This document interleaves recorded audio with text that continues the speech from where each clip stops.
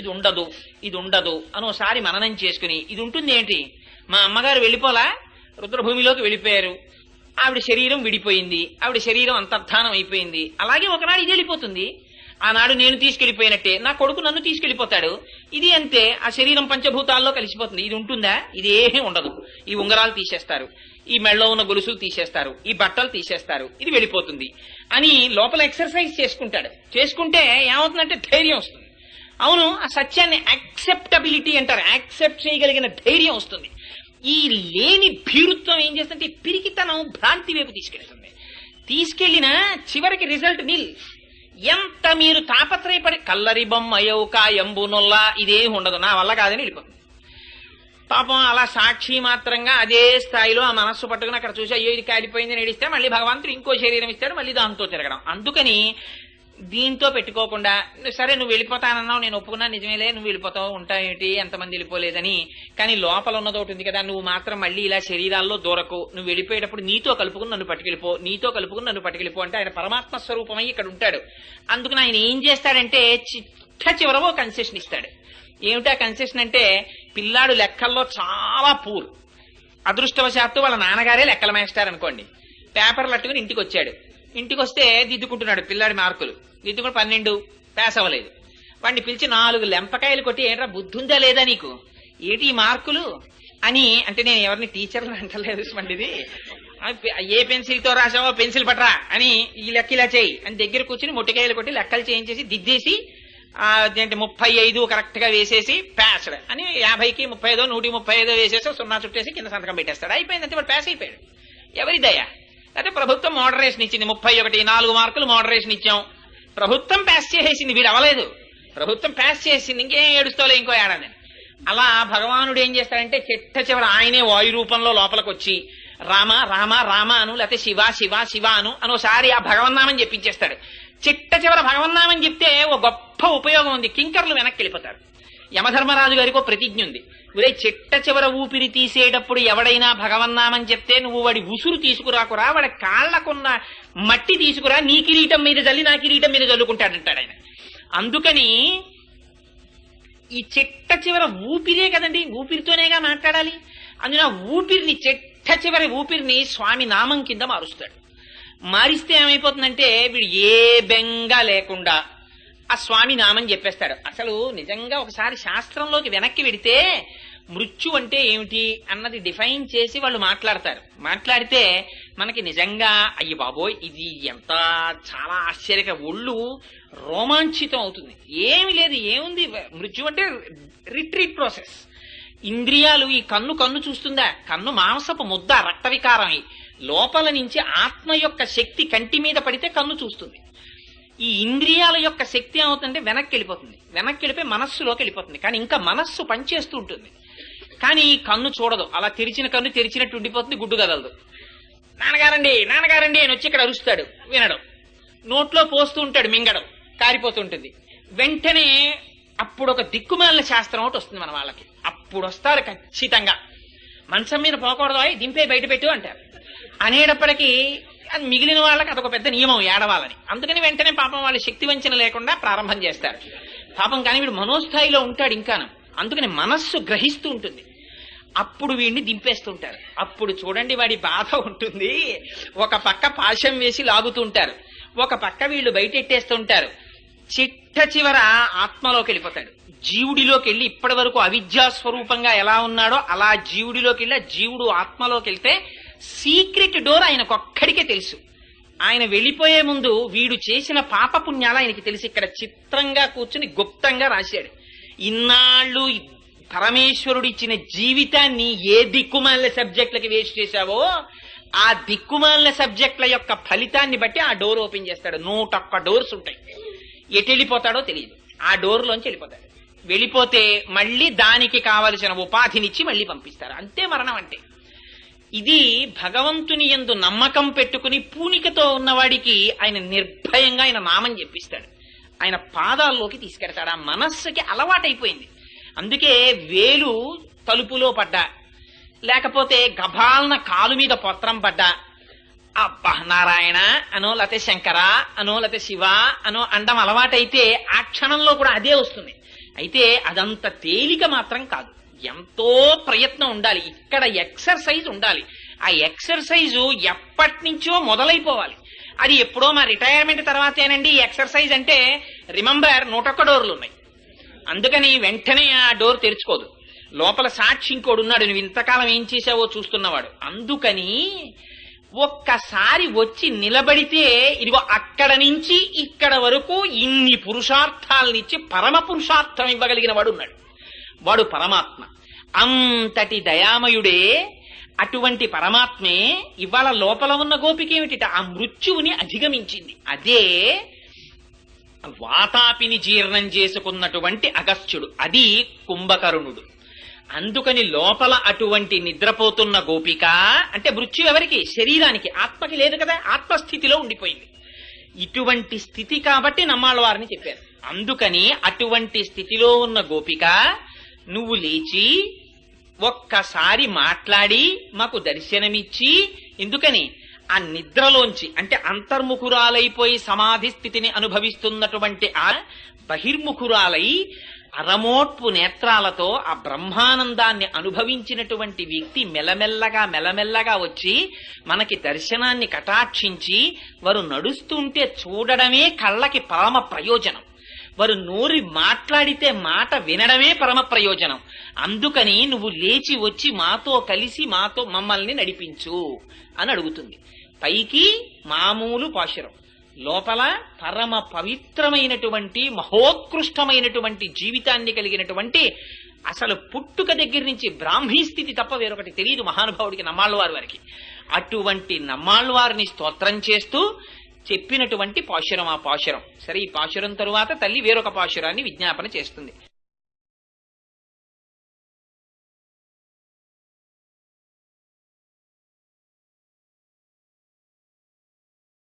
చెప్పమ్మా.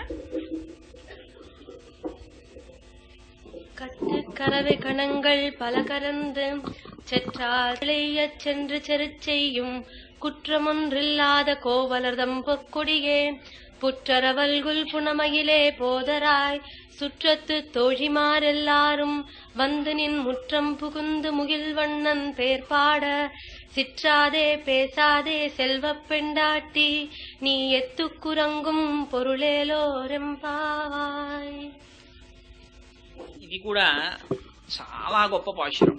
ఇందులో తిరుమంగయ్య ఆళ్వార్ని, ఆ ఆళ్వార్ని స్తోత్రం చేస్తోంది అమ్మవారు. లేదా ఆ ఆళ్వార్ని అడ్డుపెట్టి గోపికని నిద్రలేపుతోంది. లేదా నందగోప భవనంలో కృష్ణుడి యొక్క దర్శనానికి వెళ్లేటప్పుడు ఈ ఆళ్వార్ని దర్శనం చేసింది. మీరు ఏ స్థాయిలో చూసినా ఆ స్థాయికి సరిపోయేటట్టుగా అమ్మవారు ఆ ఆళ్వారుల జీవితాన్ని అందులో నిక్షేపించి ఈ పాశురాన్ని విజ్ఞాపన చేస్తోంది. అందులో అంటుంది,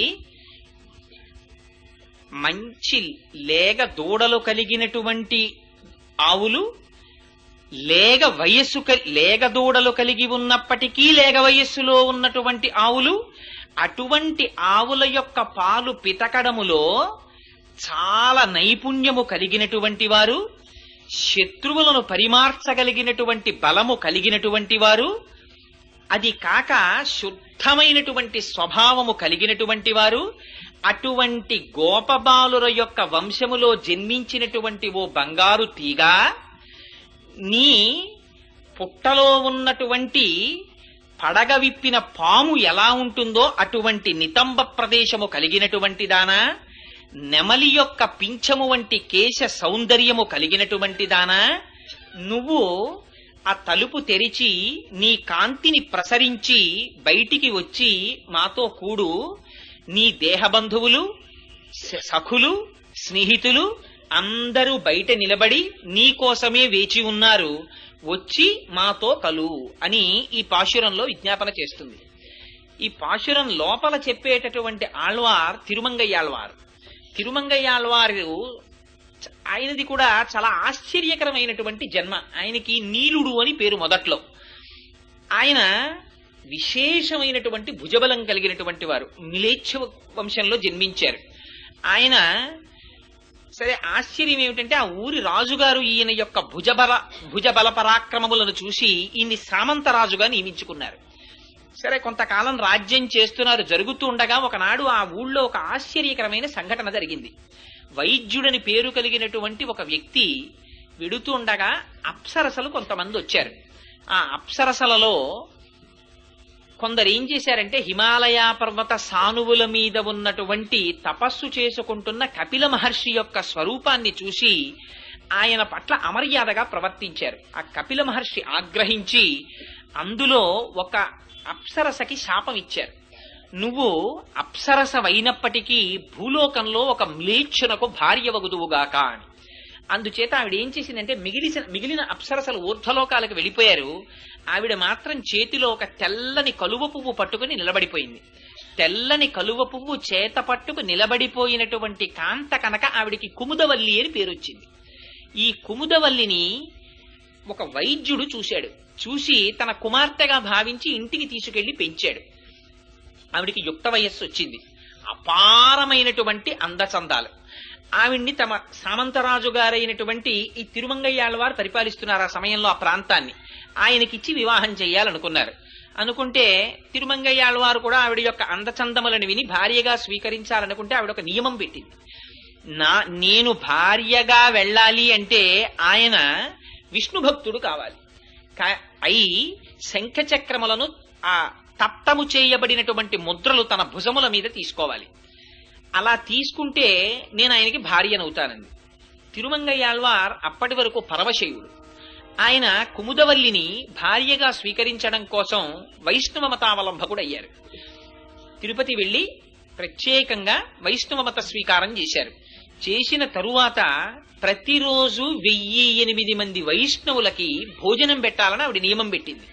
అలా 1 సంవత్సరం పాటు భోజనం పెట్టాలని. సరేనన్నారు. కుముదవల్లిని వివాహం చేసుకున్నారు. 1008 మంది శ్రీ వైష్ణవులకి ప్రతిరోజు భోజనం పెట్టడంలో కొంతకాలం అయిన తరువాత తాను ప్రభువుకి చెల్లించవలసినటువంటి కప్పాన్ని కుముదవల్లికి ఇచ్చినటువంటి మాట ప్రకారంగా శ్రీ వైష్ణవులకి చేసేటటువంటి అన్న సంతర్పణ, దాన్ని తదీయారాధన అంటారు వాళ్ళ సాంప్రదాయంలో. ఆ తదీయారాధనలో వినియోగించడం చేత ఆయన ప్రభువుకి కప్పం కట్టలేకపోయారు. కట్టలేకపోతే ప్రభువు రాయబారం పంపించాడు ఆ డబ్బిమ్మని. ఆ డబ్బు లేదు, నేను తదీయారాధనకి వాడానన్నారు. అయితే నీ మీదకి యుద్ధానికి వస్తున్నానని రాజుగారు యుద్ధానికి వచ్చారు. వస్తే ఆ రాజుగారికి తిరుమంగయ్యాళ్వారికి జరిగినటువంటి యుద్ధంలో తిరుమంగయ్యాళ్వారు గెలిచారు.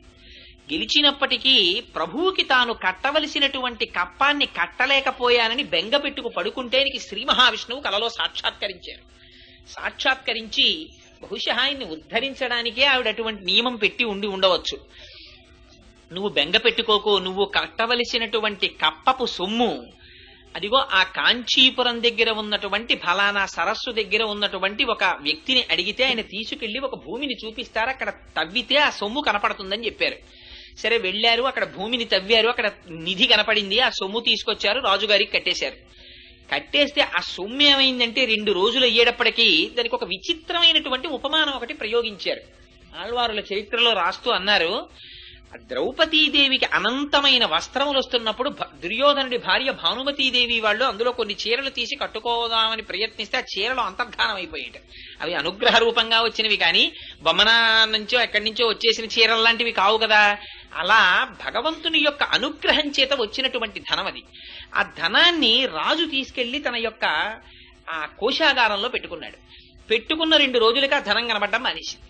కనపడకపోతే ఇదంతా నువ్వే చేశావని తిరుమంగయ్యాళ్వారి మీద ఆరోపణ చేసి ఆయనని పదవిలోంచి తీసేశాడు రాజు. తీసేస్తే ఆయన పదవి పోయిందని బెంగ పెట్టుకోలేదు. ఆ సామంతరాజ పదవి పోయింది, కానీ రోజు 1008 మంది శ్రీ వైష్ణవులకి తదీయారాధన చెయ్యవలసిన నియమం పోతుందేమో అని బెంగ పెట్టుకుని దొంగగా మారారు. ఎంత ఆశ్చర్యం జరిగిందంటే ఆయన జీవితంలో ఒక ఇంట్లో దొంగతనం చేశారు. ఆ దొంగతనం చేసేటప్పుడు బంగారు కంచం ఒకటి పట్టుకొచ్చారు. ఆ బంగారు కంచం పట్టుకురావడంలో అది ఒక శ్రీ వైష్ణవులు ఇంట్లో పట్టుకొచ్చేశారు. పట్టుకొచ్చేయడంలో వాళ్ళు శ్రీ వైష్ణవులు వాళ్ళ ఇంట్లోంచి నేను సాక్షాత్తుగా శ్రీ మహావిష్ణువుని నమ్ముకున్న వారి ఇంట్లో బంగారం కంచం అపహరించానని తర్వాత చాలా బెంగ పెట్టుకుని ఇంకా నేను ఇటువంటి పనులు చేయను, దారి దొంగగా మారి వేదాన్ని ఎవరు విమర్శిస్తున్నారో వాళ్ళ దగ్గరే పట్టుకొస్తానని దారి దొంగగా మారి వేద ప్రామాణ్యమును అంగీకరించని వారి దగ్గర పట్టుకొచ్చేవారు. పట్టుకొచ్చి తదీయారాధన చేస్తుండేవారు. పాపం అంటే భగవంతుడు ఒక్కొక్కరిని ఉద్ధరించడానికి ఒక్కొక్క విచిత్రమైనటువంటి ప్రవృత్తిని ఏర్పాటు చేస్తాడు. ఏది చేస్తున్నా రాచరికం పోయిందని బెంగలేదు, దొంగతనం మారిపోతోందని బెంగలేదు, తదీయారాధన జరగాలంతే ఆయన నియమం. అంత కష్టపడి రోజు 8 మందికి ఆ రకంగా తదీయారాధన చేస్తూ ఉండేవారు. ఆయనే చిట్ట చివరి రోజులలోకి వెళ్లేసరికి ఆ శ్రీ మహావిష్ణువు యొక్క ప్రమాణమును ఆవిష్కరించి ఎందరిలో వాదనలో గెలిచి శ్రీ మహావిష్ణువు యొక్క వైభవాన్ని ఆవిష్కరించి మహాజ్ఞాని అయి నిలబడిపోయారు. అటువంటి తిరుమంగయ్యాళ్వారు వారిని ఇవాళ స్తోత్రం చేస్తోంది అమ్మవారు. ఆయన యొక్క అంశ స్వయంగా శ్రీ మహావిష్ణువు చేతిలో ఉండేటటువంటి శార్ంగం అనేటటువంటి ధనస్సు అంటారు.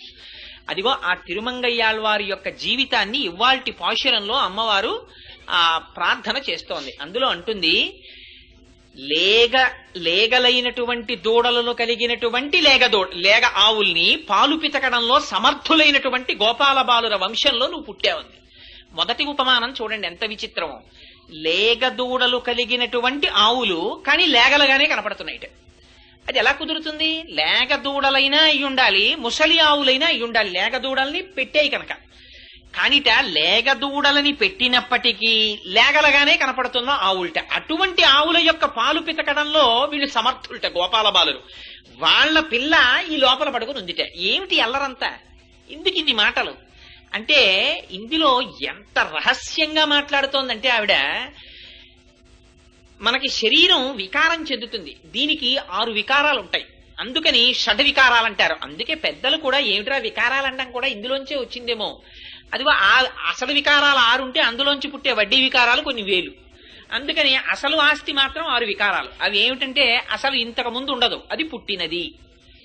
అంతకు ముందు లేదు కదండి. మరి ఇప్పుడు 1959 జూలై 14కి ముందు కోటేశ్వరరావు అనబడేటటువంటి ఈ శరీరం లేదు. ఇది ఆనాడు పుట్టింది కాబట్టి ఉన్నది.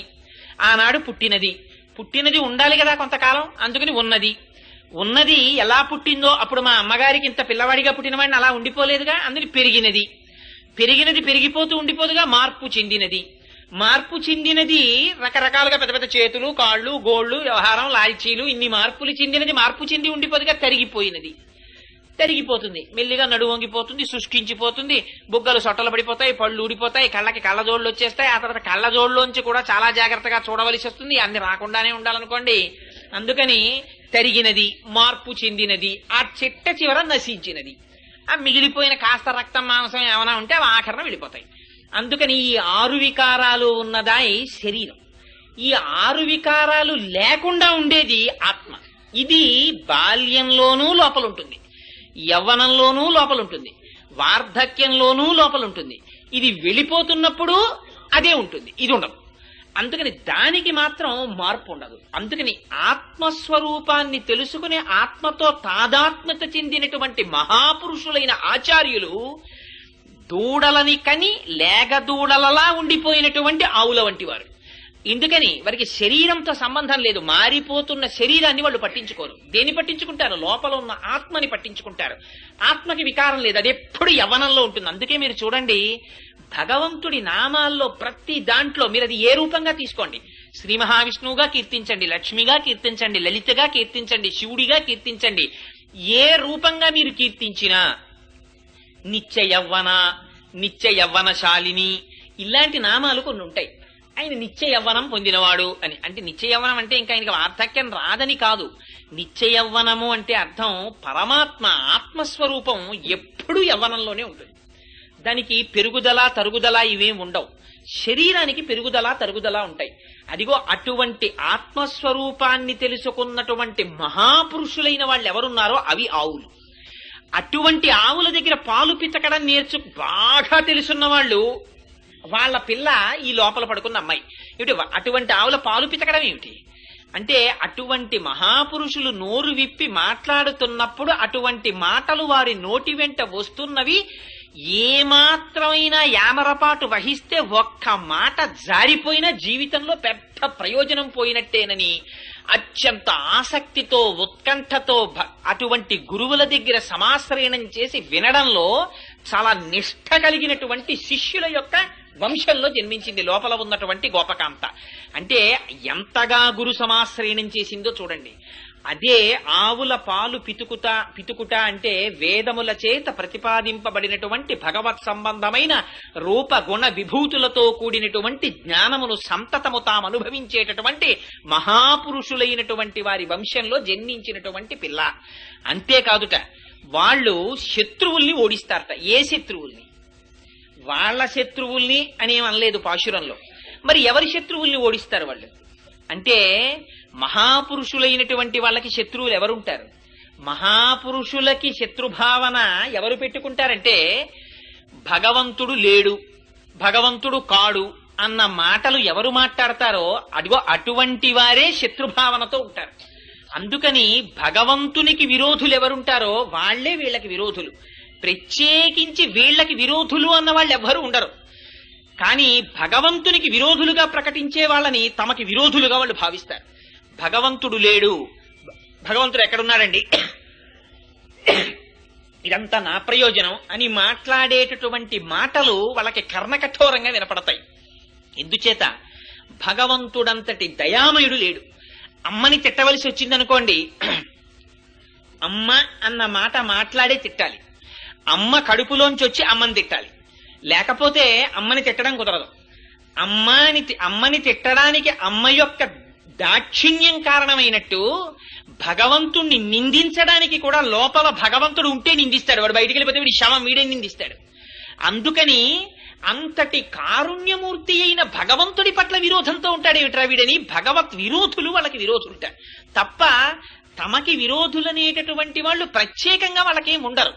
అందుకే దీన్ని చాలా అందంగా చూపిస్తారు. భగవంతుడు ద్వంద్వాతీతుడు. ఆయనకి మాత్రం నిజానికి అసలు శత్రుత్వం ఎవరితోనూ ఉండదు. అసలు అలా భగవంతుడికి శత్రుత్వం పెట్టుకున్నాడు అనుకోండి, వీడు రోజు వీళ్ళలో కూర్చుని నేను వీడు తిన్నవన్నీ జీర్ణం చేస్తున్నాను, వీడికి ఇంత ఐశ్వర్యం ఇచ్చాను, వీడికి పెళ్ళాన్ని ఇచ్చాను, కొడుకునిచ్చాను, వీడు నాకు ఒక్క నమస్కారం చేయట్లేదు, ఎందుకు వీళ్ళలో ఉండడం, పాప ముందు సందులో ఉన్నవాడు రోజు గుడికెడతాడు, అక్కడికే పోతానని వదిలేయడం మొదలెట్టాడు అనుకోండి. అసలు ఎక్కడైనా ఎవరైనా ఉంటారా ప్రపంచంలో? అయినా కృతజ్ఞతాదోషం మనకుంటుంది కానీ భగవానుడికి ఉండదు. అందుకే చిత్రం ఏమిటంటే శ్రీమద్ రామాయణంలో యుద్ధకాండలో రావణాసురుడితో బ్రహ్మాండమైన యుద్ధం జరిగింది. రామరావణ యుద్ధం. రావణాసురుడు చచ్చిపోయాడు చెట్ట చివరికి. చచ్చిపోతే విభీషణుడిని పిలిచి రాముడు అన్నాడు, మీ అన్నగారు చచ్చిపోయాడయ్యా, అంత్యేష్టి సంస్కారం చేయమన్నాడు. అంటే విభీషణుడు అన్నాడు, వాడు లోకకంటకుడు, సాక్షాత్తుగా జగజ్జనని సీతమ్మ తల్లిని అపహరించి తెచ్చినవాడు, అటువంటి వాడికి అంత్యేష్టి సంస్కారం ఏమిటి, వాడి కాకులు గద్దలు పీకు తింటాయి, నే చేయనన్నాడు. అంటే రామచంద్రమూర్తి అన్నారు, నువ్వు నాకు స్నేహితుడివి, నీ అన్నగారు నాకు అన్నగారి, నువ్వు చెయ్యకపోతే నేను చేస్తాను అంత్యేష్టి సంస్కారం. జన్మాంతాని వైరాణి, వాడు తప్పులు చేసింది, వాడితో వైరం ఈ శరీరంతో. ఆ శరీరం వెళ్ళిపోయింది. వెళ్ళిపోయిన తరువాత ఆ శరీరానికి అంత్యేష్టి సంస్కారం చెయ్యడం మన బాధ్యత. అందుకని నువ్వు చెయ్యకపోతే నేను చేస్తానన్నారు. పరమాత్మకుండవ ద్వంద్వాలు. కానీ భాగవతులకి మాత్రం భగవంతుడి శత్రువుని తన శత్రువుగా చూస్తారు. అన్నగారే విభీషణుడికి రావణాసురుడు, కానీ రాముడికి శత్రువు, అందుకని తనకి శత్రువు. గోపాల బాలురు ఉన్నారు, వాళ్ళకి ఎవరు శత్రువులు? వాళ్ళకి భగవంతుణ్ణి ఎవరు బాధ పెడితే వాళ్లే వాళ్ళకి శత్రువులు. భగవంతుడు బాధపడితే వాళ్ళకి బాధ, భగవంతుడు సుఖపడితే వాళ్ళకి సుఖం. ఇది ఎంత చిత్రంగా ఉంటుందంటే వచ్చినవాడు భగవంతుడని కూడా తెలియక్కర్లేదు. కృష్ణుణ్ణి చూసుకోండి. కృష్ణుడు బృందావనంలో చేసినటువంటి లీలలలో కాళీయమర్దనం చాలా విచిత్రమైనటువంటి లీల. ఎందుచేత అంటే అక్కడ కాళిందీ మడుగులో ఉన్నటువంటి నీళ్లన్నీ తాగారు గోపాల బాలుడు, మరణించారు. ఎందుకన్నా జలములు విషపూరితములైపోయాయి. కరుణార్ద్రమైనటువంటి దృష్టిని ప్రసరించారు కృష్ణ పరమాత్మ. వాళ్ళందరూ మళ్ళీ మేల్కొన్నారు. లేచిన తరువాత అయ్యో తెలియక ఈ పిల్లలందరూ నీళ్లు తాగుతూ ఉంటారు, వీళ్ళు మళ్లీ మళ్లీ మరణిస్తారేమో, వీళ్ళకి శత్రువు కాళీయుడు కనుక ఆయన్ని నేను మర్దించాలనుకున్నారు, లేకపోతే పరమాత్మకి శత్రుత్వం ఏముంది అని వెంటనే అక్కడ ఉన్నటువంటి ఓ చెట్టు ఎక్కారు, పొన్న చెట్టు ఎక్కి కటిచేలంబు బిగించి పింఛమున చక్కం కొప్పు బంధించి దోస్తట సంస్పాటనమాచరించి చరణద్వంద్వంబు గీలించి తత్కుట శాఖాగ్రము మీద నుండి ఉరికెన్ గోపాల సింహంబు దిక్తటముల్ మ్రోయ హృదంబులో గుబగుబద్వానంబను నంబుగన్. ఆయన దూకితే కాళీయుడు ఊరుకుంటాడా?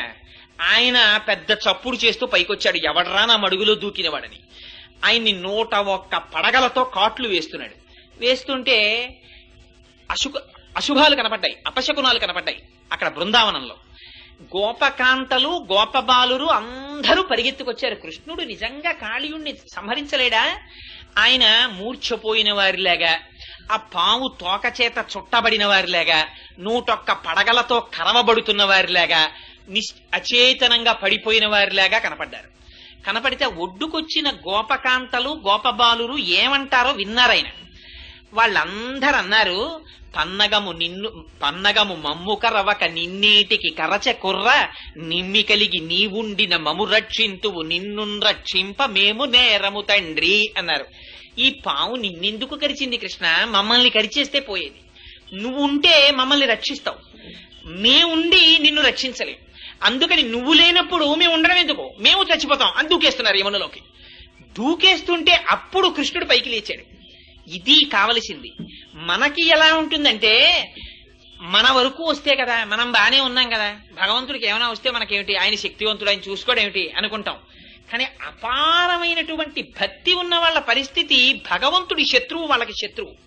ఎందుకని కాళీయుడు కృష్ణుడిని మట్టు పెట్టడానికి ప్రయత్నిస్తున్నాడు, అందుకని కాళీయుడు వాళ్ళకి శత్రువు. తప్పించి కాళీయుడికి వీళ్ళకి ప్రత్యక్ష వైరం ఏం లేదు. కృష్ణుడు లేకపోతే తాముండరు, అందుకని నీటిలో దూకేస్తున్నారు. వెంటనే ఆయన ఎగిరి పడగల మీదకి ఎక్కారు. వెసదామోదరు పాదఘాతనకతుల్వేవేల చందంబులన్ ప్రసబాటోపముజూప పాపపణ భృచ్చటా మండలం వసహంబై పగిలిన్ మణుల్ చెదరగా నాస్యంబులన్ శోణితం బెసగన్ దంష్ట్రలు నుగ్గుగా గరళవహ్ని జ్వాలికల్ వెల్వడన్. ఆ తోక పట్టుకుని ఆ 101 పడగల మీద తాండవం చేస్తే పడగలు బద్దలైపోయి లోపలున్న మణులు చల్లా చెదరైపోయి దాని నోటి వెంట రక్తం కక్కుకుంది. అంత తాండవం చేస్తే చూడండి ఎంత చిత్రమో. ఆయన భార్యలు వచ్చారు. పరమాత్మ స్థితి ఎలా ఉంటుందో చూడండి. చంపేయగలరా పావుని? వాళ్ళు వచ్చి అన్నారు, ఎంత గొప్ప మాట మాట, నిజంగా నేర్చుకోవాలి మనం కాళీయమర్దనంలోంచి ఎన్ని రహస్యాలు. వాళ్ళు భర్తని వెనకేసుకురాలేదు. వాళ్ళన్నారు, క్రూరుండి ఇతడు మంచివాడనచు చెప్పన్ రాము, కానీ నువ్వు ఇవాళ ఇటువంటి వాడికి ఆయన పడగల మీదకెక్కి నీ పాదములు పెట్టి నాట్యం చేశావు. ఈ పాదముల యొక్క తాండవం ఎవ్వరికి దక్కలేదు. ఎంత గొప్ప పాదాలంటే స్వామి, సామాన్యమైనటువంటి పాదాలేం కాదవి.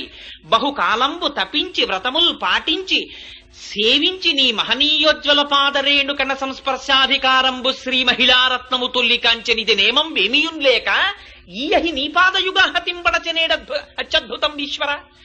లక్ష్మీదేవి కొన్ని లక్షల సంవత్సరాలు తపస్సు చేస్తే నీ పాదములకున్నటువంటి ఒక పాద పరాగ కణాన్ని ముట్టుకునేటటువంటి అర్హత పొందింది. అలాంటిది ఇవాళ నీ పాదాలు తాండవం చేస్తున్న ఈయన పడగల మీద. ఎంత అదృష్టవంతుడయ్యామా ఆయన. పైగా క్రూరుండి ఇతడు మంచివాడనచు చెప్పన్ రాము, దుశ్శీలుండు. అవును, అయినా మేము వైదవ్య దుష్టాలంకారము పొందనోడెదము, అనాథానాథ పాలింపవే అన్నారు.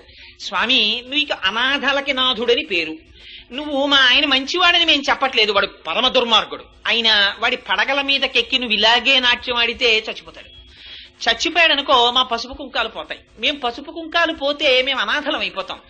మేము అనాథలం అయిపోతే నీకు అనాథనాథుడని పేరు. అనాథనాథుడు అనాథల్ని చెయ్యొచ్చా? అనాథల్ని కాపాడాలి, కానీ నీకు ఆ పేరుంది కాబట్టి మమ్మల్ని రక్షించన్నారు. ఎంత గడుసుతనమో చూడండి. అంటే ఆయన అన్నాడు, మీరు ఇలా అడిగారు కదా, అందుకని అక్కడ గోపాల బాలురు రక్షింపబడాలి, ఇక్కడ మీరు రక్షింపబడాలి. పరమాత్మకి ప్రీతి కలిగింది ఆ పాము యందు. బయటికి వచ్చాక ఆయన అన్నారు, అబ్బాయి నువ్వు ఇంకెక్కడి నుంచి ఇక్కడ ఉండద్దాయా, నువ్వు అదిగో యమునా నదిలోకి వెళ్ళిపోయి అక్కడ ఉండన్నారు. అంటే వెళ్ళిపోయింది ఆ పాము. బయటికి వచ్చాక గోపాల బాలురు ఎవ్వరు, అదేమిటి కృష్ణ దాన్ని చంపి అవతల పారైపోయావా, ఎందుకు మళ్ళీ వదిలిపెట్టావు అని అనలేదు. పరమాత్మకి ప్రీతి పుడితే వాళ్ళకి ప్రీతి, పరమాత్మకి శత్రుత్వం పుడితే వాళ్ళకి శత్రుత్వం. కృష్ణ పరమాత్మ ఆడుకుంటే వాళ్ళు ఆడుకుంటారు, కృష్ణుడు తింటే వాళ్ళు తింటారు. అసలు కృష్ణుడు తినడం కూడా కాదండి విచిత్రం, కృష్ణుడు తినమంటే తింటారు గోపాల బాలురు. అది విచిత్రం. వాళ్ళకున్న గొప్ప భక్తినిష్ట అది. వాళ్ళు పాపం చిక్కాలు తెచ్చుకునేవారు, తినేవారు కూడా కాదు, ఆడుకుంటూ ఉండేవారు కృష్ణుడితో కలిసి. కృష్ణుడితో ఆడుకుంటే చాలు వాళ్ళ కడుపు నిండిపోయేది. కృష్ణుడే పిలిచేవాడు, అయ్యయ్యో ఎండం రగ్గితి రాకటంబడి తిరింకేలా విలంబింపగా రెండో బాలకులార చల్దికుడువన్ రమ్యస్థలం బిక్కడి దండంబై లేగలు నీరు త్రావి ఇరమందం పచికల్ మేయుచున్ దండంబై విహరించుచుండ నమంద ప్రీతి భక్షింతమే. రండి రండి ఎండకి. భగవంతునికి శత్రువులు వాళ్ళకి శత్రువులు, భగవంతునికి మిత్రులు వాళ్ళకి మిత్రులు. అంతేకాని వాళ్ళకి శత్రువులు వాళ్ళకి మిత్రులు ఉండరు. అందుకు భగవంతుడికి కంసుడు శత్రువు. ఎందుకని కంసుడు ఎప్పుడు కృష్ణుడిని మట్టు పెట్టడానికి ఎవరినో పంపిస్తుంటాడు. అందుకని వాళ్ళకి కంసుడు అంటే కోపం తప్పించి వాళ్ళకి వ్యక్తిగతంగా కంసుడితో శత్రుత్వం అవి ఏమీ ఉండవు ఆ గోపాల బాలురికి. ఇది మహాపురుషులైనటువంటి మహాభక్తులకు ఉండేటటువంటి లక్షణం. భగవంతుడితోడిదే జీవనంగా పెట్టుకున్నవారు.